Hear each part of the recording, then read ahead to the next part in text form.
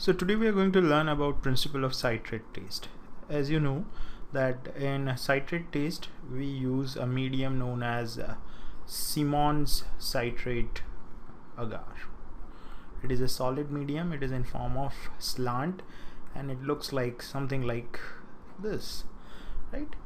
Now what we do a stroke culture. That means we do a step culture and then we make a zigzag line on the surface and then we incubate it for 18 to 24 hours. And if bacteria will grow, what they will do, they will utilize this citrate.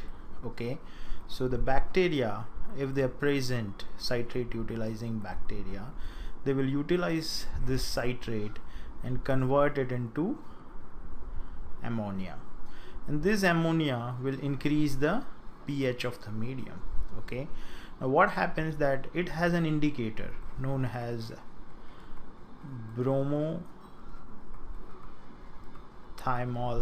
blue, and this bromothymol blue is initially green in color if it is at neutral pH. As soon as you increase the pH, it will change its color to blue, and that is the citrate test positive. So if it is green in color, it is negative. If it is blue in color, it is positive.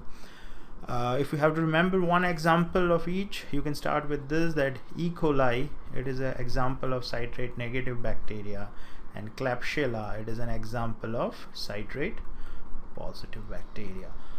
So thank you.